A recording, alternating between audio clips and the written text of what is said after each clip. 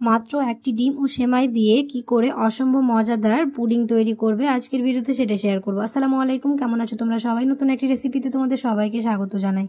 এই পুডিং হয়ে যায় খুব তাড়াতাড়ি এবং খেতে হয় অসম্ভব মজাদার। দেখে নাও তাহলে আজকের রেসিপি। ভিডিও শুরু করার আগে একটা রিকোয়েস্ট, চ্যানেলটিকে যদি সাবস্ক্রাইব না করে থাকো তাহলে সাবস্ক্রাইব করে দিও, আর ফেসবুক থেকে দেখলে পেজটাকে ফলো করতে ভুলো না।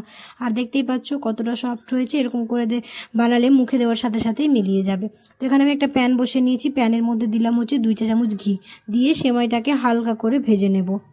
এটা আমার খুবই একটা পছন্দের পুডিং, আর এটা খুবই সহজে হয়ে যায়, মাত্র কয়েক মিনিটে বানিয়ে ফেলতে পারবে। তো আমার সেমাইগুলো ভাজা হয়ে গেছে। ওই প্যানের মধ্যে আমি দিয়ে দিলাম 1 চা চামচ চিনি আর একটুখানি জল দিয়ে আমি এটাকে ভালো করে ক্যারামেল করে নেব। এরকম করে ঠান্ডা ঠান্ডা পুডিং বানিয়ে খেলে আমাদের মন প্রাণ সব ভরে যাবে, এটা এতটাই মজাদার হয়।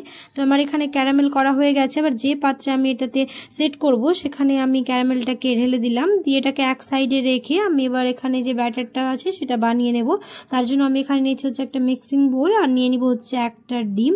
এখানে আমি একটা ডিমে নিয়েছি, তোমরা চাইলে এখানে 2 বা 3টে ডিমের করে নিতে পারো। আর নিলাম 2 চা চামচ চিনি গুঁড়ো, তোমরা চাইলে এখানে গুঁড়ো চিনি ব্যবহার করতে পারো।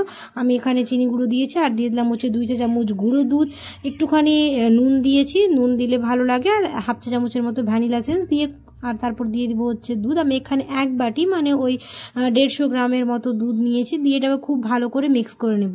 তোমরা চাইলে এখানে আগে থেকে জাল করে রাখা ঘন দুধ নিয়ে নিতে পারো, তবে আমি এখানে এমনি লিকুইড দুধ নিয়েছি। আর এখানে তোমরা চিনির পরিমাণটা নিজেদের স্বাদ অনুযায়ী দিয়ে দেবে, এখানে কম বেশি মিষ্টি করে নিতে পারো। এবার আমরা যে সেমাইটা ভেজে রেখেছিলাম ক্যারামেলের ওপরে সেই সেমাইটা দিয়ে দেবো, আর যে ব্যাটারটা বানিয়ে রেখেছি সেটা এবার আমরা ছেঁকে এখানে দিয়ে দেবো। ব্যাস, আমাদের পুডিংয়ের জন্য ব্যাটারটা একদম রেডি হয়ে গেছে। এবার এটাকে ভাপে দেবো। তার আগে আমি এখানে অ্যালুমিনিয়াম ফয়েল দিয়ে এটাকে খুব ভালো করে মুখটা বন্ধ করে দেবো। যেহেতু আমার এর কোনো ঢাকনা নেই তাই আমি অ্যালুমিনিয়াম ফয়েল দিয়ে মুখটা বন্ধ করে দিচ্ছি। যদি ঢাকনা থাকে তাহলে তোমরা এখানে ঢাকনা দিয়েও এটাকে ভাপে দিতে পারো।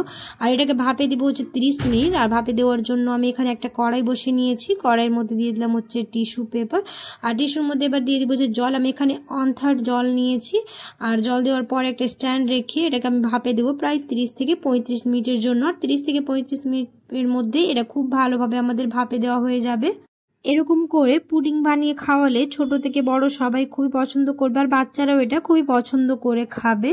আমি এখানে এটাকে 30 মিনিটের মতো ভাপে দিয়েছিলাম। এবার এটা আমার 30 মিনিট হয়ে গেছে, এটা আমি তুলে দেখব আর একটা টুথপিক নিয়ে দেখবো যেটা হয়েছে কিনা। তো এটা আমার খুব ভালোভাবে হয়ে গেছে। এটাকে ঠান্ডা করে ফ্রিজারে নর্মাল টেম্পারেচারে প্রায় 1 ঘন্টার মতো রেখে দেবো, কারণ যে কোনো পুডিং ঠান্ডা ঠান্ডা খেতে বেশি ভালো লাগে।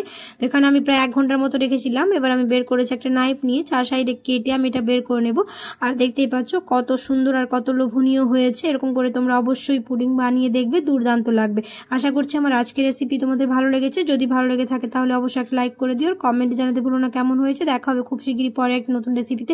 সবাই খুব ভালো থাকবে।